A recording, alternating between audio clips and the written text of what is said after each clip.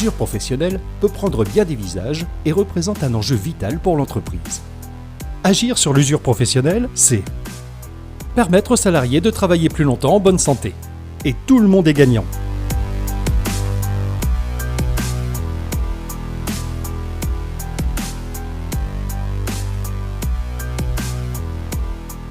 Nous avons entamé une démarche avec l'ARACT et la CARSAT sur les risques professionnels et plus particulièrement sur un thème qui était d'une réflexion sur le maintien dans l'emploi des seniors. L'ARACT et la CARSAT nous ont aidés dans cette démarche, bien sûr en nous fournissant des outils, un tableau de bord avec une pyramide des âges de manière à se rendre compte de l'état des lieux de l'établissement. Ensuite, il y a eu un quiz senior qui a été également distribué de manière à ce que les personnes puissent évaluer leur ressenti de leur usure. Lors de nos réunions, les acteurs PRAP ont fait remonter certaines difficultés qu'ils rencontraient. Très vite, nous nous sommes rendus compte qu'il fallait au fond que le personnel soit formé et sensibilisé. J'ai proposé moi aux salariés d'être acteurs PRAP et de là, lorsqu'elles ont analysé des situations de travail, ça nous a fait remonter des nécessités d'améliorer certaines prises en charge ou certains matériaux de l'établissement.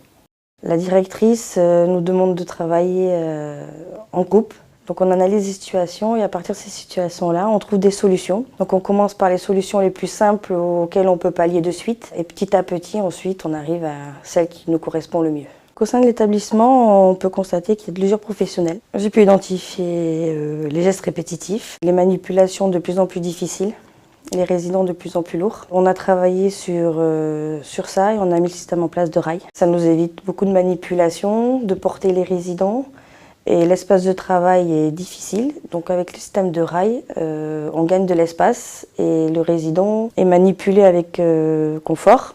L'agressivité des résidents et l'exigence des familles est porteur de stress chez nous aussi. Donc on apprend à gérer, d'où des formations contre le stress. Les différents acteurs qui sont plus acteurs PRAP se sont mobilisés parce que j'ai dégagé du temps de manière à ce qu'on puisse se réunir régulièrement. Et lors de ces réunions, c'est elles en effet qui m'ont amené ces différentes situations. Et lorsque chacune prenait en charge de réfléchir sur tel ou tel thème, l'acteur PRAP en lui-même était chargé de se renseigner sur Internet ou en effet solliciter des fournisseurs de manière que je puisse voir en effet ce qui serait faisable après au niveau financier. Donc ce qui est important, c'est qu'en effet, ça vient bien de la base et ce n'est pas moi qui décide quel chariot ou quel autre matériel je dois mettre à disposition des salariés.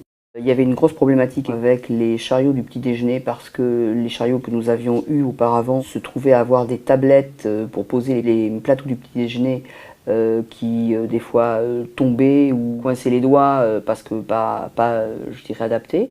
Les chariots de petit déjeuner ont été changés il n'y a pas longtemps. Nous avons travaillé en nos réunions d'acteurs PRAP là-dessus. Le chariot est déjà plus grand lui-même. Nous avons des compartiments pour pouvoir ranger toutes nos denrées, beaucoup plus de place.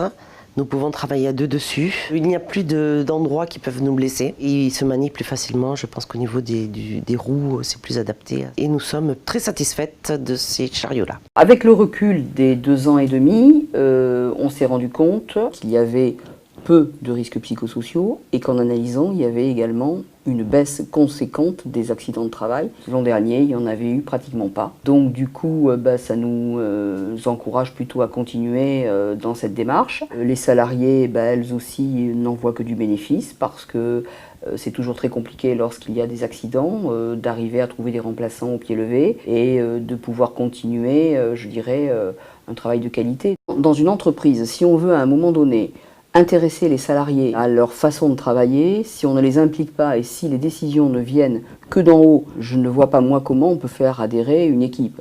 Là, elles se sont rendues compte justement que en étant impliquées et en ayant un résultat et en obtenant éventuellement des outils qui les aident à travailler, d'abord elles étaient écoutées, que l'on faisait aussi attention à elles, parce que je pense qu'en effet c'est très important dans une entreprise.